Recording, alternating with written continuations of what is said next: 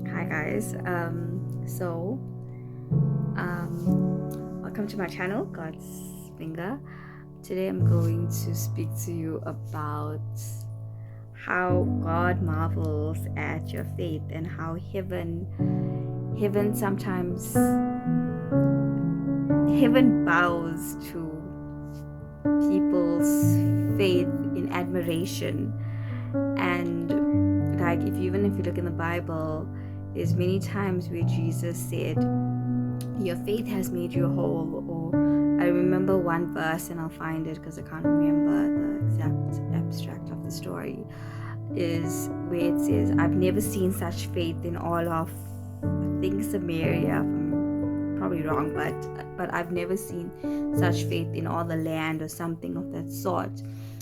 And that God reminded me that as much as we get surprised at his ways and his thoughts and his plans, sometimes in life he actually gets surprised at his children and how much they have faith in him and how much they have love in him and confidence in him. And like I've been going through a few challenges, and I had like a moment with God where I just like, God, I'm done. I give up. I'm just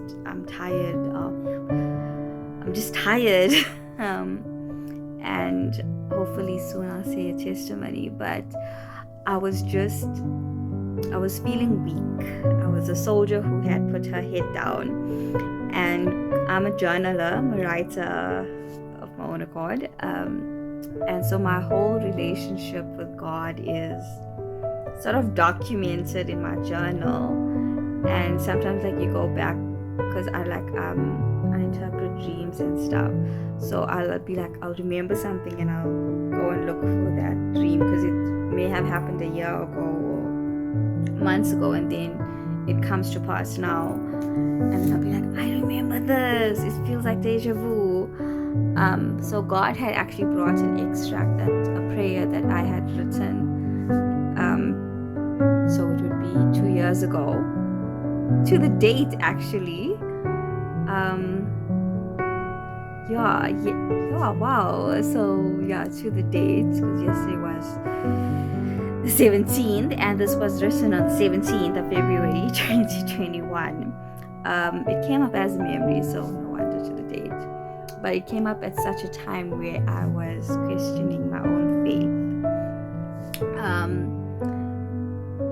And God was just telling me that he is a rewarder of faith, whether you had, like sometimes the journey with God is ebbs and flows, because sometimes you're at the height of your spiritual walk and you're in the moment and you feel the glory and the anointing and everything, and not that ever stops. But sometimes you're just like, life shakes you and you feel like, do I have enough faith to carry me through the season? And God is saying that even maybe in your low point, your faith may be at this point like this, but he doesn't just look at the moment, he looks at your journey. And if he looks back and he sees your great faith that almost sort of carries you almost like a storehouse of faith, so that when you are in a dry season, that your season of plenty carries you, much like how Joseph saved the wheat and the grain when Egypt was having its plenty, so that in its season of famine, the plenty sort of balanced the famine and carried them through. So your old prayers, your old faith moments, your old strong moments will carry you in your weak moments. And I think that was God was trying to tell me. So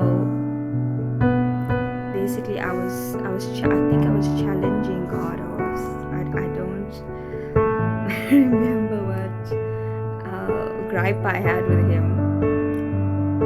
But I started off by saying, in Hebrew it says by faith, and it names all the saints, that what they received from God after basically praying and after God had promised them stuff. And so therefore I know by faith I will get everything that God has promised me. And I said my faith is evidence of things not seen. Faith is the substance of things hoped for and the evidence of things not seen, in Hebrews 11:1.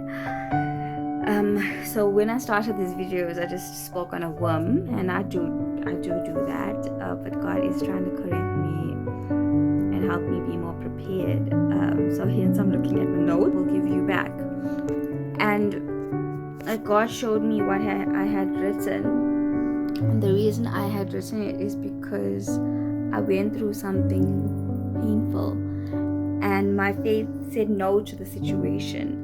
My faith said that God has me. My faith says that it's not what the situation seems, and I'm going through something similar now. And my faith once again is saying the same thing.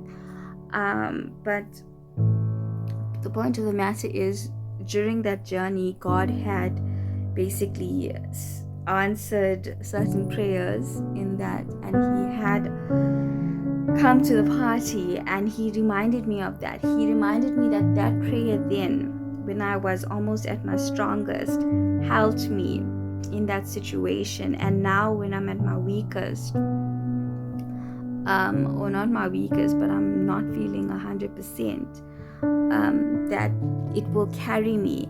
And what he reminded me of is the story of Lazarus, and basically how God owes you in your there's almost like when you have faith, there's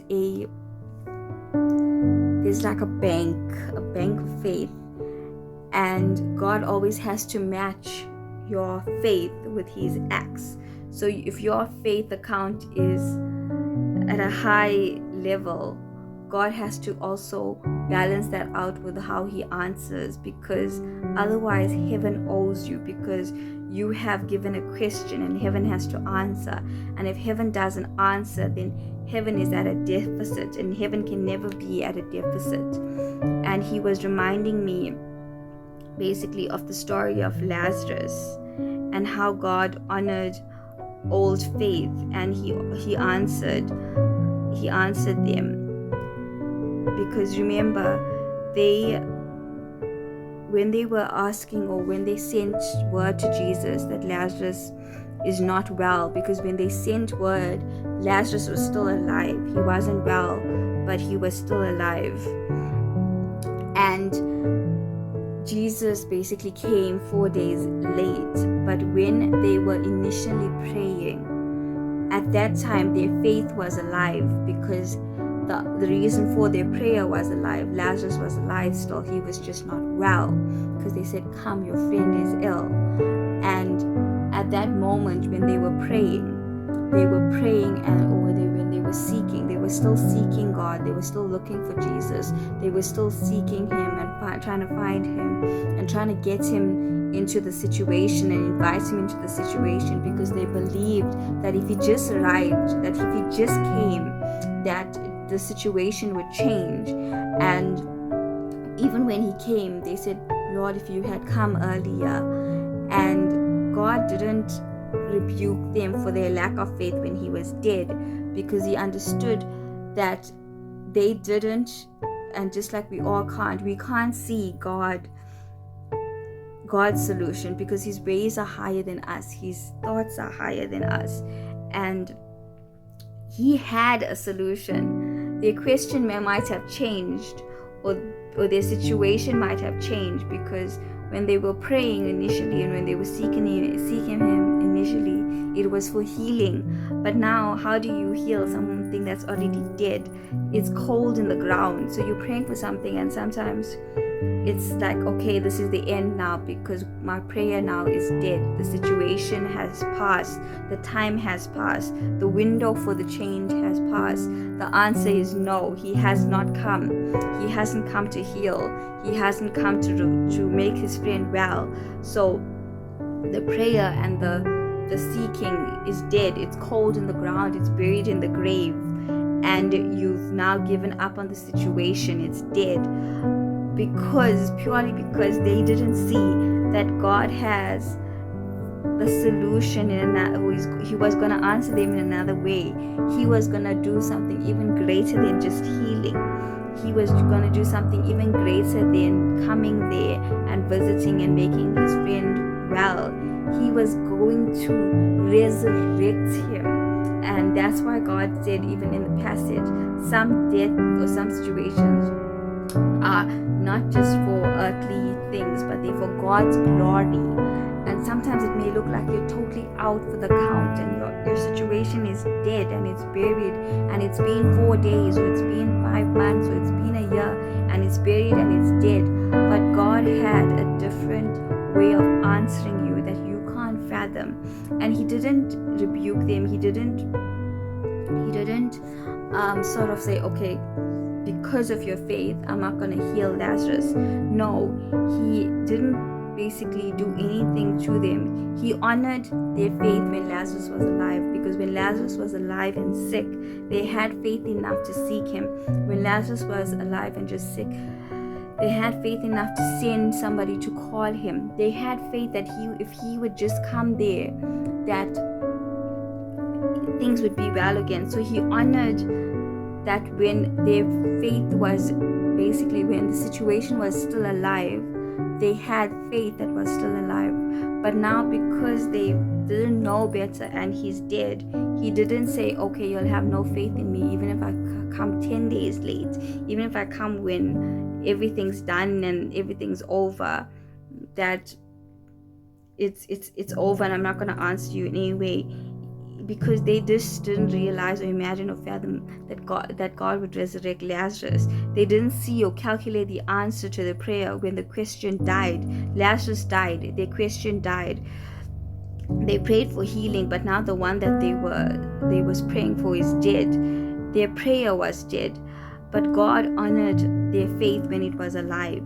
God honored the fact that they called him, they sought for him, they looked for him, they waited for him, they watched for him. He honored their faith that was alive when their prayer was alive. And how many times have we just said, like, we've had faith and God has said your faith will make you well, but now what happens when, example, you're going for a test and maybe it's for checking if you have cancer, and before you can even go for that, you pray and you're like, God, the test results will be clear, and God doesn't answer that prayer for it to be clear, and you go and you get the test results and it's cancer.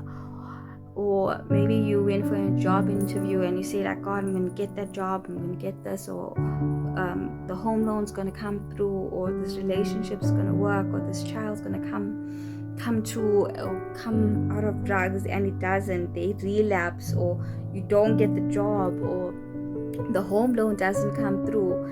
And that's basically when in that moment, when the situation was alive, your faith was alive. But now that you think the time has passed, or the answer is no, God doesn't dishonor or doesn't disregard your faith, because your faith raised a question. Because if you didn't have faith, you wouldn't even pray.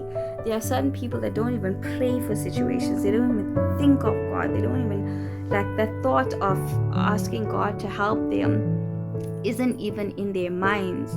But he honors your faith the moment it leaves your mouth or leaves your heart, or is built up in your heart.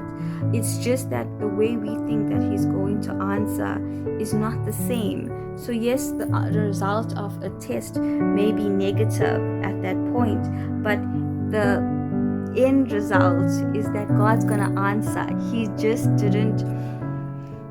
didn't think the situation would turn out the way it did. You thought that, okay, I'm going to get the results, it's going to be clear, and that's going to be my miracle. But the miracle may be that you're going to get cancer and God's going to heal you of that. The miracle may be that your son's going to relapse 5 times, 6 times, and on the 7th time he's going to find God and he's going to become this man of God. Your situation might change. You might have 5 no's from 5 different interviews, but on the 7th one, that's the job that would put those 6 no's to shame, because it's better. So just because our situation changes and we think God said no, yes, he may have said no to the way you wanted him to answer the prayer, because your answer was for that question. God sometimes changes the whole question because he changes the whole situation, but he doesn't dishonor the faith you had when you had that situation. It basically builds up an account of faith, and your account of faith has to be answered. The account has to be settled. Heaven still owes you for that moment of faith that you had. Heaven still basically owes you. And sometimes we think that basically people are not helping and friends are not helping and God's not helping, but it's just that there's a certain window in the circumstance that God is waiting for to show greater glory, to show up in a greater way, to resurrect greater things. And heaven, my thing is, heaven bows to faith. Heaven has to bow down to faith, because when faith is raised and when faith asks a question, heaven has to answer. It's a kingdom law. Even Jesus bowed down to love, and he bowed down to faith. How many times did Jesus say, your faith has made you well? Or even in unbelief, because it made when he arrived at the scene and Lazarus was dead, it might have looked like they gave up and they had unbelief, but because of their prior faith, he answered. And so my point is that even if you have your weak moments and you've had 20 years with God, or from the time you were born you were with God, and now there's a circumstance and you're just like, God, where are you? Like you feel like your faith is just not helping you get through it. You know that you feel like you're low and you've given up, and you feel guilty for giving up, like almost spiritual guilt. God honors you when you were at your strongest. He honors all the prayers you've prayed when things were good, all the prayers you've prayed when nothing was wrong, all the times you seeked him and you just spent time with him because you love him.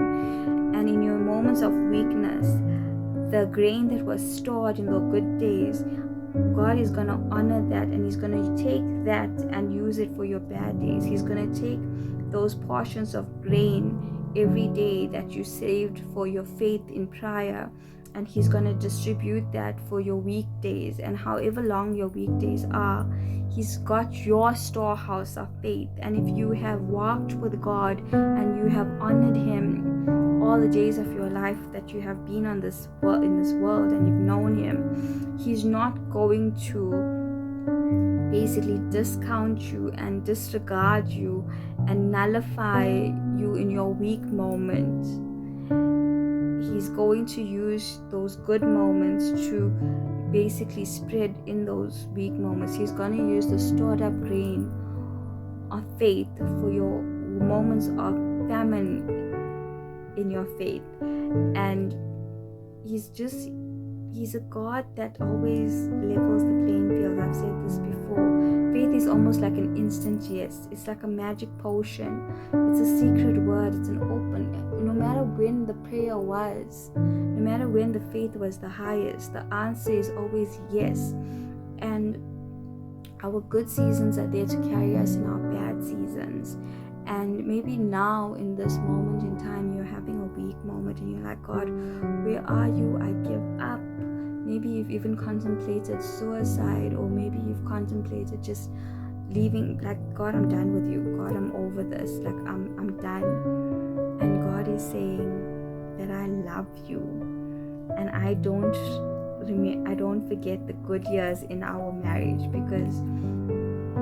or in our relationship, because we are his bride and we are married to Christ. And a marriage is not just roses and hearts, it's thorns, and sometimes it's enemies, and sometimes it's bad situations, it's sickness and health, it's weakness and strength. And God covers you in your weakness, God covers you in your strength, and he He's there. My point of the matter is He's there. And sometimes we forget that, and we're so hard on ourselves because we believe we're supposed to be this big, great, believing machines, and sometimes it's just not the case. But my point is, faith is a storehouse, and it will also help you in your family. Because my faith is saying you are going to get that job. My faith is saying that breakthrough you're looking for is going to happen. My faith is saying that your marriage is going to work. My faith is saying that your financial situation is going to change. My faith is saying that God is going to answer you. My faith is saying that God has a master plan. My faith is saying that God is orchestrating things behind the scenes. My faith is saying that God is going to give you better. My faith is saying that God does not want to make you go back to Egypt. He wants you to have better. My faith is saying there's a new season, there's a new moment, there's new places, there's new movements, there's new connections, there's a new job, there's a new home, there's a new relationship, or there's a repair for old relationship. My faith is saying that God is going to forgive me when I don't see the solution, because I believe my prayer died. I believe Lazarus is dead. I believe the situation is in the grave and it's cold. My faith is saying that God is going to bring out the archives of your faith, and He's going to help you in your new season. He will bring the archives of your faith when you seeked Him and when you searched Him. And as you start looking over the years and years of your walk with God and your journey with God, and He's going to tally the archives and the verses that you prayed, and heaven owes you, and heaven is going to answer you, because heaven owes you for the 4 days you were waiting for Him. Heaven owes you for the 4 days you were praying for Him. Heaven owes you for the 4 days that you were seeking Him and looking for Him. Heaven owes you for the 4 days you had faith. Heaven owes you, and heaven does not have any debt. Heaven doesn't leave any unanswered prayers. Heaven has to answer faith. It's the law of the kingdom. And I just want to pray with you and I want you to remember that God loves you. He's madly, deeply in love with you. And whether you're a daughter of God or a son of God, we are children of God, and He does not abandon His children. He's not scared to teach us lessons, and He's not scared to make us wait, and He's not afraid, because at the end of the day, whatever the circumstances is, it's in the safety or in the palm of His hand. And He's not scared to let you wait it out for a bit. He's not scared to let you look like all the chips are down and the building's falling. He's not, because guess what? God rebuilds and He restores and He reveals, and God's just great. You know, there's this thing that I've been watching in the series I've watched, and it's this big declaration of love where this girl, she says like, I think I've also posted it on like a short snippet thing. I edited it, and she says like, I wait for you, and she's declaring her love to her love, and she's, I wait for you, I watch for you, my whole life is you. I can't breathe because I'm waiting for you. You own me, you control me, and I belong to you. And sometimes I know I feel like that with God. I'm like, I'm waiting for you. You're my only solution. I'm not looking for anything else. I'm not trying to swindle anything. I'm not trying to manipulate any situation. I don't have plan A, plan B. Person A is gonna hook me up, or person B. I'm waiting for you. My prayers with you. My answer is I'm waiting for you. I'm waiting for heaven. And that really got me, because I felt like, God, that's me speaking to you. So where are you? And in the scene, the guy is like, and I'm not, like I'm not. So he's like, you own me, you control me, I belong to you. And he's like, I love you, I'm in love with you, you're the love of my life. My every feeling is controlled by the look on your face. I can't breathe without you, I can't sleep without you. I wait for you, I watch for you, I exist for you. And I just realized that as much as we are seeking God and looking for God and like feel like we're always the one that loves him more and is expecting and is there more, he's actually exactly the same on the other end. He's waiting for us to come to him. He's watching for us to turn to him. He's looking for us to turn to him. He's in love with you. You are his child, and there is no situation, nothing, even when Lazarus is dead, and even when the things on the inside of you are dead, he's waiting to resurrect that. And just because you're having a moment where your head is down, he's gonna come up and he's gonna raise you up, because there were moments when your head was up, and he owes you for those moments. God owes you. God loves you. God's there for you. And my prayer is that you remember that faith makes heaven bow.